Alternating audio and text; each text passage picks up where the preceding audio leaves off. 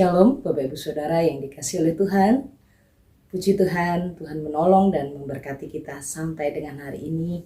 Kasih setianya terus dilanjutkan dari waktu ke waktu dan kita diizinkan menikmati hari baru. Mari kita bersatu dalam doa untuk naikkan syukur dan menyiapkan hati merenungkan firman-Nya. Mari kita berdoa. Bapa kami yang di sorga, terima kasih untuk kebaikan Tuhan. Terima kasih pertolongan Tuhan bagi setiap kami. Hari ini kami naikkan syukur kami naikkan pujian kami. Dalam keheningan kami mau Tuhan membawa segala sembah kami bagi Tuhan. Kami agungkan Engkau Allah yang hidup. Kami tinggikan Engkau Allah di atas segala penguasa langit dan bumi. Engkaulah Raja, Engkaulah Allah Tuhan kami yang hidup, Tuhan Yesus Kristus. Kami mengucap syukur Tuhan, kami bawa pujian kami kepadamu dan kami mohon Tuhan terus menolong kami. Tuhan berikan hikmat buat kami untuk kami merenungkan firman-Mu. Buatlah kami memahaminya sehingga sungguh dalam setiap langkah hidup kami berkenan di hadapan-Mu. Kami ada dalam pimpinan suara-Mu. Berkati dan nyatakanlah Tuhan maksud-maksud dari firman-Mu ini. Demi nama Tuhan Yesus Kristus. Amin. Bapak Ibu Saudara yang dikasihi oleh Tuhan, hari ini kita bersama-sama merenungkan bagian firman Tuhan dari kitab Ratapan pasal 1. Kita akan bersama-sama membaca ayat yang ke-15 sampai ayat yang ke-20. Di Ratapan pasal 1 ada 22 ayat. Kita akan membaca ayat yang 15 sampai ayat yang ke-20. Tuhan membuang semua pahlawanku yang ada di dalam lingkunganku. Ia menyelenggarakan pesta menentang aku untuk membinasakan teruna-terunaku. Tuhan telah menginjak-injak putri Yehuda. Darah itu seperti orang mengirik memeras anggur. Karena inilah aku menangis. Mataku mencucurkan air. Karena jauh daripadaku penghibur yang dapat menyegarkan jiwaku. Bingunglah anak-anakku karena terlampau kuat si seteru. Sion mengulurkan tangannya, tetapi tak ada orang yang menghiburnya. Terhadap Yakub dikerahkan Tuhan, tetangga-tetangganya sebagai lawan. Yerusalem telah menjadi najis di tengah-tengah mereka. Tuhanlah yang benar, karena aku telah memberontak terhadap firman-Nya. Dengarlah hai segala bangsa, dan lihatlah kesedihanku. Darah-darahku dan teruna-terunaku pergi sebagai tawanan. Aku memanggil kekasih-kekasihku, tetapi mereka memperdayakan aku. Imam-imamku dan para tua-tuaku telah mati semuanya di kota, tatkala mencari makan bagi dirinya untuk menyambung hidupnya. Ya Tuhan, lihatlah betapa besar ketakutanku, betapa gelisah jiwaku. Hatiku terbolak-balik di dalam dadaku. Karena sudah melampaui batas aku memberontak. Di luar keturunanku dibinasakan oleh pedang, di dalam rumah oleh penyakit sampar. Bapak Ibu Saudara yang dikasihi oleh Tuhan, nyanyian Ratapan ini adalah sebenarnya ungkapan kejujuran emosional yang dialami oleh seorang Nabi Yeremia melihat kehancuran bangsanya.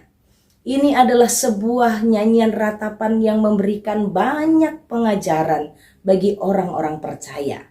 Peristiwa ini, nyanyian ratapan ini adalah ungkapan hati yang dituliskan oleh seorang Nabi Yeremia sekitar tahun 586 sebelum Masehi. Pada masa Yehuda runtuh, pada masa Yehuda mengalami kehancuran, istananya dibakar, rumah-rumah puri-purinya, rumah-rumah para pejabatnya dibakar, dan bait Allah juga dihancurkan. Maka kepedihanlah yang terjadi. Bapak Ibu Saudara, kitab Ratapan pasal 1 mengingatkan tentang kejujuran seorang Yeremia di hadapan Allah. Apa yang dilakukan orang dalam kehancurannya, dalam kegagalannya, pada saat Tuhan sedang proses Yehuda. Tuhan sedang mendisiplin Yehuda. Ada kepedihan hati dan itu diungkapkan jujur di hadapan Allah. Kepedihan itu kesedihan itu diungkapkan di hadapan Allah. Kita belajar Bapak Ibu Saudara dari kitab Ratapan ini. Saat seseorang tertekan, saat seseorang dalam kesedihan, atau keluarga besar, ini Yehuda ya, dalam situasi yang begitu hancur hati, melihat bangsanya dihancurkan, para pemuda-pemudanya, teruna-terunanya dikatakan ditawan, dibawa, digiring. Habislah Yehuda, habislah Yerusalem. Seakan-akan Yehuda atau ini kerajaan Yehuda, kota Yerusalem seakan-akan digambarkan seperti seorang perempuan yang sedang bersedih. Dan kesedihannya itu lengkap gitu. Kesedihannya itu sudah sangat kompleks dan full ya. Kalau kita memperhatikan di dalam penulisannya, Ratapan pasal 1 ini menggunakan akronim A sampai Z dalam penulisan bahasa Alkitab kita. Menunjukkan dan juga menggambarkan bagaimana penderitaan yang dialami ini sudah lengkap semuanya. Dari istana, dari puri-purinya, dari rumah rakyatnya sampai ke bait Allah, hancur semuanya. Dan kepedihan itu diungkapkan di hadapan Allah. Bapak Ibu Saudara, hal sederhana bagi setiap kita sebenarnya. Kitab Ratapan ini mengajarkan untuk kita sebagai seorang pribadi atau sebagai keluarga Kristen untuk jujur juga di hadapan Tuhan. Banyak orang di dalam kepedihannya, dalam kesedihannya, yang dilakukan adalah mencari penghiburan. Tapi Alkitab di kitab Ratapan ini mengingatkan bahwa dalam kepedihan kita, dalam kehancuran kita, mari kita datang kepada Tuhan dan mencurahkan segala kepedihan itu di hadapan Allah. Bukan menceritakan untuk mencari pembelaan.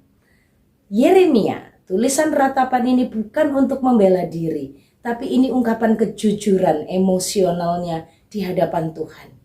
Bagaimana air matanya seperti air yang tumpah, yang terus terpancar, yang terus mengalir. Kejujuran. Kadangkala, Bapak Ibu Saudara, kita hidup dalam topeng-topeng rohani. Hidup menutupi apa yang sesungguhnya terjadi dalam batin kita. Bahkan di hadapan Tuhan pun kita tidak seterbuka seperti yang dilakukan oleh Yeremia. Kita lebih terbuka, lebih nyaman. Dan hal yang paling umum dilakukan saat seseorang dalam kesesakannya, dalam pergumulannya, cari teman, cari tempat di mana bisa healing. Bapak Ibu Saudara, hanya di dalam Tuhan sajalah tempat yang paling tepat untuk kita datang, untuk kita menceritakan dengan jujur segala keadaan hati kita, kepedihan kita, luka kita, kesedihan kita. Yeremia mengungkapkan dulu Yerusalem ramai, kota yang bagus di dalam ayatnya yang pertama ya. Kota-kota yang dulu itu agung di antara bangsa-bangsa. Sekarang malam hari terseduh-seduh menangis karena ditinggalkan semua penduduknya. Bapak Ibu Saudara, kita juga mengajarkan dalam bagian ini. Kita diajar bukan hanya datang kepada Allah di tengah-tengah situasi kepedihan. Bukan mencari manusia, bukan mencari pembelaan dengan membenarkan diri, tidak. Tapi jujur mengakui kesalahan, mengakui pemberontakannya di hadapan Tuhan. Yang kedua, kita belajar bagaimana waktu kita sedih, kita itu boleh menangis. Boleh menangis di hadapan Tuhan. Ratapan ini adalah sebuah nyanyian, sebuah doa dalam kepedihan. Bapak Ibu Saudara, ada kelompok-kelompok tertentu yang menganggap doa itu nggak boleh nangis. Ngapain nangis di hadapan Tuhan? Doa kok pakai nangis? Bapak Ibu Saudara, Ratapan mengingatkan. Ratapan menjadi pelajaran, bukti nyata bahwa dalam kesedihan kita boleh doa sambil menangis di hadapan Tuhan. Menangis di hadapan Tuhan itu tidak berdosa. Menangis kepada sesama itu yang berdosa, karena kita menceritakannya dan berharap sesama kita membela, sesama kita memberi penghiburan. Tidak. Alkitab mengingatkan bahwa kita boleh nangis di hadapan Tuhan. Kalau sedih boleh nangis. Jangan sok-sok kuat. Manusia ini nggak kuat terus. Bapak Ibu kalau punya anak laki-laki, dalam kesedihannya, terus anaknya nangis, dimarahin nggak? Saya sering melihat bapak-bapak melarang anak laki-lakinya menangis. Laki-laki kok nangis? Laki-laki nggak boleh nangis, laki-laki harus kuat. Betul, kita harus mengajarkan anak kita kuat, nggak boleh cengeng, betul. Tapi emosi yang sedih boleh nangis. Nangis di hadapan Tuhan. Nggak salah itu, Bapak Ibu Saudara. Karena Tuhanlah tempat untuk kita menangis. Jangan menangis di sembarang tempat. Jangan menangis di sembarang orang. Tapi menangislah di hadapan Tuhan. Bapak Ibu Saudara, banyak orang hidup ngempet, menahan dalam hati. Karena waktu sedih gak boleh nangis. Nangis dilarang. Jadi gak sehat mentalnya. Anak-anak kita bertumbuh dengan tidak sehat emosinya. Karena dari kecil dibilang, jangan nangis. Kalau nangis itu artinya kamu lemah. Jangan nangis.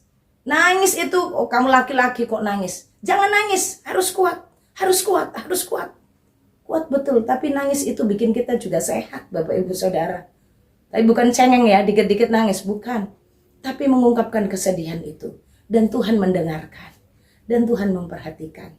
Bapak Ibu Saudara, dari kitab Ratapan ini kita diingatkan dalam segala keadaan.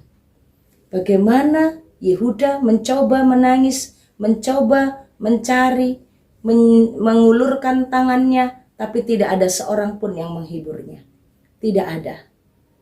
Dan kita diingatkan bahwa dalam segala keadaan kita harus jujur di hadapan Allah.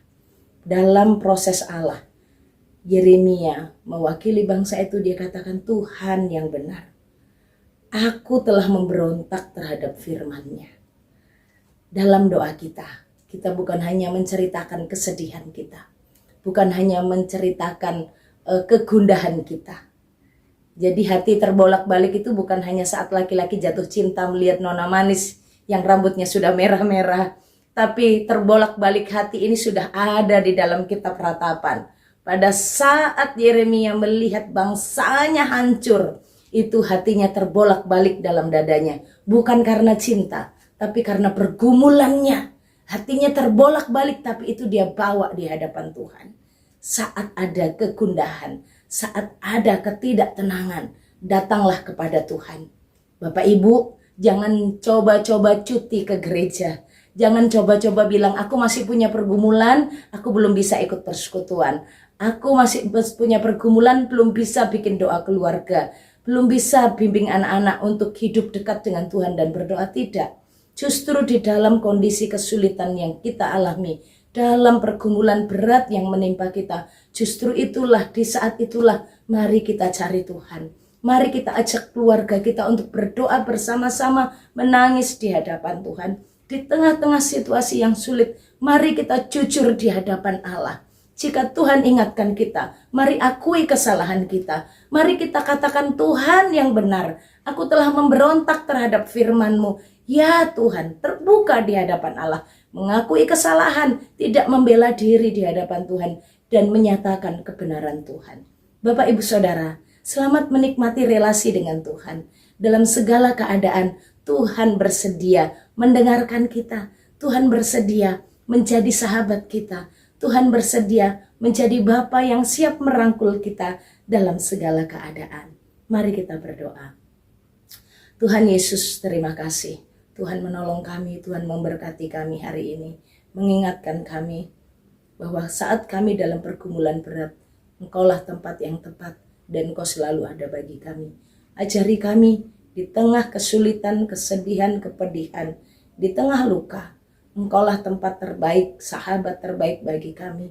Dan Tuhan tolonglah kami di tengah proses yang ada, supaya kami terus mengalami pertumbuhan iman. Semakin hari semakin mengerti hal-hal yang tidak benar dan semakin memahami kebenaran yang Tuhan berkenan.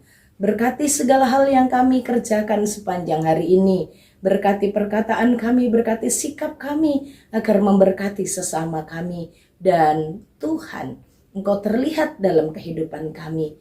Tolonglah kami Tuhan, demi nama Tuhan Yesus Kristus, hidup kami, keluarga kami bawa di hadapan Tuhan. Dan kami mau melangkah dalam berkat Tuhan. Tuhan memberkati Engkau dan melindungi Engkau. Tuhan menyinari engkau dengan wajah-Nya dan beri engkau kasih karunia. Tuhan menghadapkan wajah-Nya kepadamu dan memberi engkau damai sejahtera dari sekarang sampai selama-lamanya. Amin. Shalom, Tuhan Yesus memberkati.